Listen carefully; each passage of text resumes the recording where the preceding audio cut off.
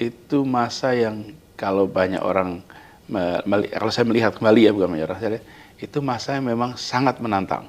Oke. Tapi nggak berat. Kita Sangat menikmati. menantang tapi nggak berat. Sulit ya, tapi nggak berat. Berat itu kan rasa ya. Ini jiwa pemimpin sejati nih. Nggak bilang sulit, nggak bilang tapi berat, tapi menikmati ya, menantang ya. Menantang. Jadi ini perlu tantangan. Dan ada juga ketika urusan mobil, saya ingat suatu ketika mobil kami itu harganya $600. Mobil $600 ya, Pak. Kebayang nggak? Keren, Pak. Top, Pak. Oke, Pak. Jadi, dan saya sebenarnya tidak biasa pakai mobil, kemana-mana naik sepeda. Tapi kalau kita belanja di sana itu nggak ada kendaraan umum. Di kota kecil tempat kampus kami itu nggak pakai kendaraan umum, pakainya harus pakai mobil. Nah, jadi $600. Pernah satu ketika itu rusak, yang harus diganti biayanya lebih mahal daripada harga mobilnya. Jadi akhirnya kan sering ngalamin tuh, denger kan cerita itu, harga partsnya lebih mahal daripada harga mobilnya. Jadi setelah selesai di estimate nggak mungkin, udah nggak usah. Saya sampai di rumah, orangnya nelpon, boleh bisa nggak datang lagi? Nah, saya datang lagi ke sana. Terus dia bilang gini dah katanya, saya bantuin cari partsnya yang bekas. Nanti saya pasang tanpa labor cost. Bayangin coba, ganti itu semua. Jadi akhirnya saya dapat dengan harga yang, kan di sana labor costnya mahal ya. Betul. 1 jam itu $62. Waduh, mahal banget. Jadi kalau kerja 4 jam aja udah mahal tuh. Iya, betul. Nah, itu mereka kerjain. Jadi itu adalah periode di mana saya merasakan adanya tekanan ekonomi yang tinggi, harus tuntutan belajar yang tinggi juga. Di sisi lain kami itu harus memiliki prestasi akademik untuk mempertahankan beasiswa. Iya, betul. Karena beasiswanya bukan kayak beasiswa, misalnya dari sini ya, kita dapat beasiswa untuk sekolah sampai selesai. Berapapun nilainya, beres. Kalau ini enggak, tiap tahun direview. Ada KPI-nya ya, Pak. Kalau nilainya turun, dicabut. Beasiswanya bisa probation. Waduh. Kalau turun 1 semester lagi, bisa berhenti itu. Iya. Jadi menjaga nilai itu harus, karena itulah sumber penilaian kita untuk bisa dapat. Jadi tekanan itu tinggi. Di samping satu lagi, kami ini karena status sosial ekonominya sangat rendah di antara seluruh masyarakat di sana, jadi kami ini penerima bantuan sosial. Oke, di Amerika ya. Menurut dia bisa bayangin.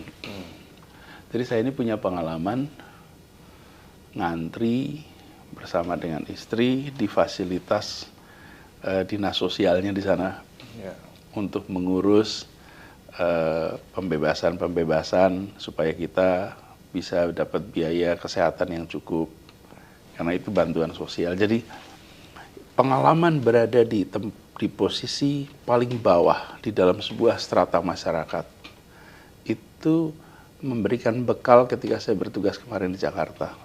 Saya sering pesankan pada semua, kalau kita menjadi pemberi bantuan, itu perlakukan yang menerima bantuan itu seperti your premium customer. Karena mereka itu rendah-rendahnya di masyarakat secara sosial ekonomi. Tapi bukan rendahnya karena bukan harga dirinya, tapi karena status sosial ekonomi. Saya pernah merasakan tuh. Kami itu terima kupon untuk bayar susu, untuk bayar makanan, Jadi kalau kita ke grocery, pakai kupon ya. Pakai kupon. Itu kasirnya pun memandang kami tuh. Orangnya dengan kupon. Nah, dengan kupon itu artinya yang paling bawah tuh di dalam strata sosial ekonomi. Nah, ini sesuatu yang kami pernah alami, kami pernah melewati masa itu, yang kemudian sekarang ketika saya kemarin bertugas di DKI itu menjadi bekal. Saya sampaikan Bank DKI, ini ya kalau datang penerima KJP, datang membawa kartu lansia ke kantor Bank DKI, perlakukan mereka sebagai peran customer, karena mereka itu di dalam situasi yang saya pernah merasakan kok. Betul. Nah, saya juga pernah merasakan antara petugas yang menjaga kehormatan kita dan petugas yang meremehkan. petugas yang merendahkan? Oh banyak. Berarti sekarang banyak. Bapak bisa balik ke kasirnya, lihat, ih masih kasir ya. Gitu. Pak Anies kan ini latar belakangnya pendidikan, sampai PhD, terus pernah jadi rektor yang termuda kalau nggak salah di Indonesia 38 tahun, Pak. Tapi lalu masuk ke politik. Apa sih yang bikin Bapak, alasan Bapak mau mendalami politik itu? Gini. Jadi saya itu tidak menempatkan politik sebagai satu sektor yang terpisah dari kehidupan. Jadi saya ketika masih sekolah, ketika masih kuliah, di satu sisi saya belajar, di sisi lain saya ikut dalam urusan-urusan yang terkait masyarakat. Oh, memang dari dulu begitu? Selalu aktif. Aktif, dan aktif di dalam diskusi, aktif di dalam aksi-aksi, aktif di dalam kegiatan yang isinya adalah tentang masyarakat. Waktu itu namanya bukan politik, waktu itu namanya adalah aktivitas kemasyarakatan, kan? Aktivis aja begitu. Aktivis aja kan? Iya. Tapi itu selalu ada. Jadi saya melihat juga sebenarnya kita semua ini adalah entitas private dan entitas publik. Seperti misalnya Bruce, kalau di rumah ada rumah itu kita private, terus ada kampung, ada kompleks, itulah publik. Kan aktif di RT, jadi ketua RT, aktif ngurusin, itu kan juga aktivitas publik, bukan? Betul. Jadi di dalam skala nasional, lalu itu dibuat kelembagaannya. Kelembagaannya apa namanya? Namanya partai, namanya pemerintahan, itulah kelembagaannya. Jadi saya dari dulu selalu aktif, dan ketika di Paramadina pun, kami sebagai rektor, saya aktif bantu kegiatan-kegiatan kemasyarakatan, mulai dari misalnya satu ketika di KPK ada panggilan untuk menjadi anggota komite etik, malah saya menjadi ketua komite etik di KPK. Kemudian ada urusan tim 8, saya ikut terlibat. Jadi keterlibatan dalam urusan publik itu inherent. Jadi politik bukan sebagai sebuah tempat yang terisolasi, tapi kita semua adalah bagian dari itu.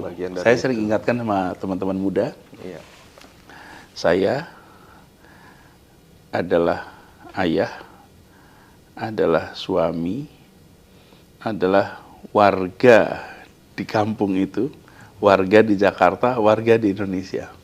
Nah, tambah warga dunia. Kita kadang-kadang tidak menyadari kita ini warga kota, warga negara, dan warga dunia. Yang sebagai peran, dan masing-masing punya peran. Sebagai ayah punya peran, sebagai suami punya peran, terus sebagai warga di komplek punya peran, warga di Jakarta punya peran. Nah, disitulah ketika kita berkiprah disebut politik. Sebenarnya kalau konsep kepemimpinan Bapak sendiri ini, bagaimana sih menurut Bapak tuh konsep pemimpin yang ideal menurut Bapak tuh bagaimana? Begini kira-kira kalau bicara tentang memimpin, nomor satu disebut pemimpin jika dan hanya jika ada yang mengikuti. Kalau ada yang mengikuti itu baru pemimpin. Iya. Jadi kalau kita, saya beri ilustrasi, seorang kalau di dalam Islam itu ada sholat berjamaah. Itu satu orang menjadi imam. Dia disebut imam kalau ada yang jadi makmum. Kalau nggak ada satu orang di belakangnya, meskipun dia tempatnya di tempatnya imam, dia nggak disebut imam. Dia disebut imam tuh hanya jika ada orang yang ikut, bukan karena tempatnya. Nah, itu kadang-kadang saya cerita bukan karena jabatannya disebut pemimpin. Pemimpin itu kalau punya follower. Without follower, you're no leader. Nah, follower itu bukan dalam artian follower Instagram. Itu jadi influencer ya, Pak, bukan pemimpin ya. Nah, follower apa? Mengikuti idenya, mengikuti gagasannya, mengikuti pikirannya, mengikuti perbuatannya. Itulah kepemimpinan. Jadi satu itu. Yang kedua, gagasan harus ada. Gagasan, ide. Mimpi. Kemudian itu bisa dia wujudkan menjadi kenyataan. Bukan hanya mimpi, menjadi kenyataan. Karena itu saya pernah bilang gini, Bung Rusdi, pemimpin pemimpi plus N. Jadi pemimpi, orang yang punya mimpi plus N. N itu apa sih? N itu nyali, N itu kemampuan manajemen, N itu kemampuan menjadikan mimpi itu jadi kenyataan. Itu N tuh. Iya.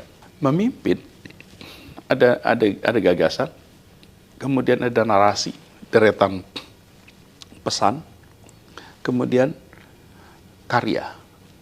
3 itu. Iya. Jadi ada gagasan, ada narasinya, ada pesannya, lalu ada karya, ada wujud hasilnya. Iya. Nah, pemimpin saya rasa seseorang yang bisa melakukan itu. Lalu ada unsur kepercayaan, trust. Iya. Trust dari yang dipimpin. Kan seseorang itu mau mengikuti kan kalau percaya ya. Iya. Trust itu ada 3 unsur yang memperkuat trust. Itu yaitu 1, kompetensi. 2, integrity. 3, intimacy, kedekatan. Ada kompetensi kan kita juga nggak mungkin ngasih kepercayaan pada orang yang nggak punya kompetensi. Betul. Mau pinjam mobil, terus tanya punya SIM nggak? Nggak, ya Iya, betul. kompetensi yang nggak ada kita titipin mobil. Iya. Jadi 3 itu membuat kepercayaan itu menjadi kuat. Nah, saya melihat kalau seseorang itu memiliki potensi menjadi pemimpin, maka ukuran pertamanya bukan dia berposisi apa, tapi ukuran pertamanya adalah pengakuan dari sebayanya. Oke. Jadi kalau anak muda diakui pemimpin oleh sebaya, nah ini namanya young leader. Bukan karena posisi dia. Bukan posisi, bukan karena jabatan. Keren. Kalau itu namanya pejabat. Iya, benar-benar. Tidak semua pemimpin punya jabatan, dan Bisa tidak memimpin. semua pejabat Iya. adalah pemimpin. Iya, betul.